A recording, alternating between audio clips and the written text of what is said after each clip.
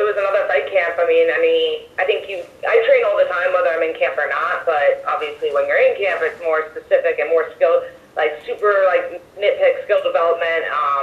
So I feel like even like my last two fights, I feel like I've gotten better and learned a lot of new things and kind of improved in areas that I needed to, like in those last camps, and I didn't necessarily get to show it. So I'm still taking the things that I learned in those camps and taking it for this fight and my future fights. And for this fight specifically, it was kind of nice because, she's also a southpaw. So a lot of like my sparring for my last fight was southpaw. So it was like, all right, cool. A lot of this stuff we were kind of working on, basic stuff for that, I can apply in this fight as well. And you're going from a title fight in a packed arena to one that's going to be essentially in an empty UFC Apex. Does that seem a little surreal? Everything's changed so quickly? Not so much. I think like right now it's, everything's been changed so much, like in just our daily life. So, it's just kind of the last like 2-3 months, like we're used to this now, like just things being different. So it doesn't seem different for me.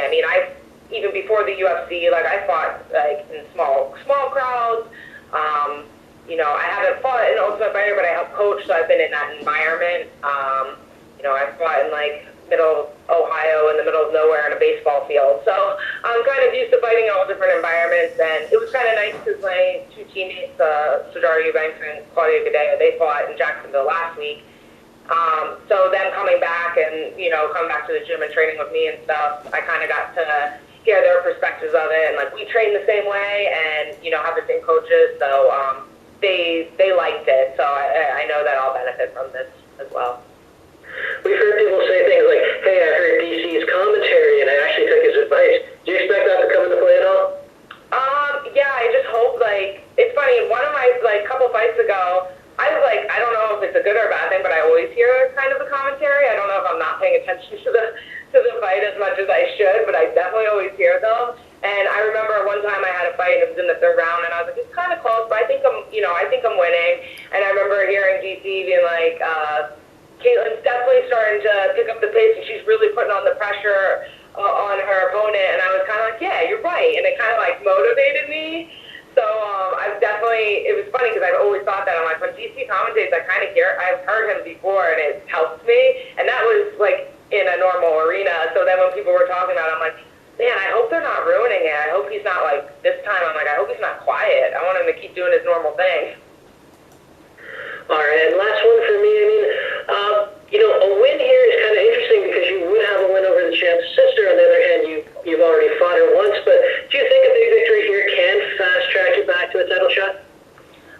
I think her being her sister doesn't have any part in it, but I think a win's a win, whether it was against her sister or anyone else in the division. I just think the only way you get back to the title shot is just more wins in the division. So I think the sister part doesn't have a play in it, but just getting another win is obviously super important. All right, well, thanks very much, and best of luck this Saturday. Thank you. We'll take the next question from Jeff Wagenheim with ESPN. Jeff, please go ahead. Hey, Katlyn, I would like to ask a question also about the environment you'll be fighting in. I've already talked to a couple of grapplers about competing in a smaller cage than was typical for the UFC. But you as a striker, somebody who has really good footwork and moves around a lot, competing in a smaller cage, have you thought about that, and what do you see as particular challenges for you in this one? I don't see it as any challenge for me. My whole life I've trained boxing, and the cage that I've been training in is smaller, so I'm used to that. And when I box spar, I've competed in Golden Gloves and have a heavy boxing background. Our rings are even way smaller than the cage, so especially in the gym, they're small. I kind of like it. It kind of pushes the action more. I think a smaller cage is better for the fans because it just kind of pushes the action. And the cage is still big. I can still use my footwork and movement and everything just as well. That's an interesting perspective. Of course, you're also competing against another person that's a striking background as well. It's not like you're dealing with somebody who's always trying to take you down. But is that also play into it? You're looking at this is essentially striker versus striker. I know you're both well rounded, but those are strengths for both of you. And your footwork in whether it's a big or small cage is the thing you think can make a difference? Yeah, I think I'm just a better fighter. So whether we fight in a 30-foot octagon or like a 5-foot octagon, I think I'm going to win regardless. 5-foot octagon, man, that's a really small one. Yeah. Yeah, thanks a lot. Yeah, no problem. And we will take the next question from Andre Katlyn, sorry, with the New England Sports Report. Hey, yeah, Armenian. Hey, Keith, how are you? Just one question, couple questions. Previous times when you've lost your fights, you've bounced back with victories. Is there anything that happens to you mentally after a loss where you come out extra focused? I think I'm always, very focused, whether I'm training for a fight or not. I think when you come off of a loss, that feeling's definitely like fresh in your mind, and you're like, okay, this sucks. Like, I definitely don't want to feel that again.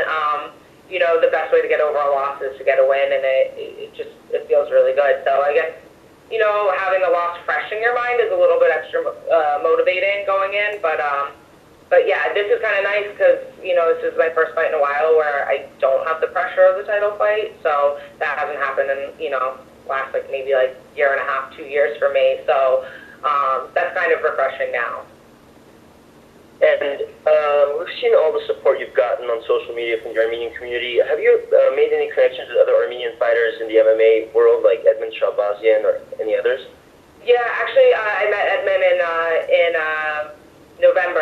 We were both on the MSG card, so it was kind of cool to meet him. We kind of were social media friends through that and through the Armenian community and stuff. But it was kind of cool that we were both on the same card. And that being such a big event, both of us at weigh-ins having the flag was pretty cool.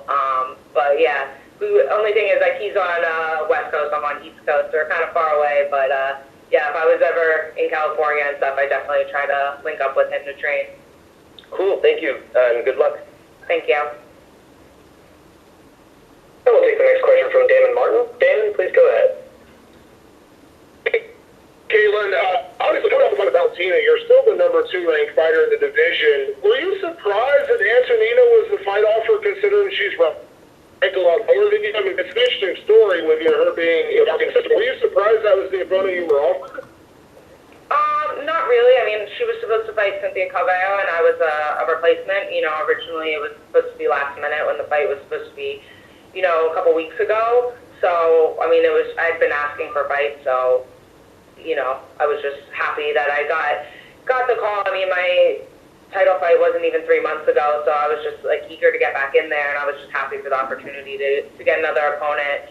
I kind of feel like for the flyweight division, a lot of the fighters have already fought each other, so it's just kind of it's still a new division. It hasn't really been around that long, so until the rotation of fighters go in, I think it takes a couple of years for the rankings to really make sense. So, just because she's ranked number 12 doesn't mean she's ranked number 12.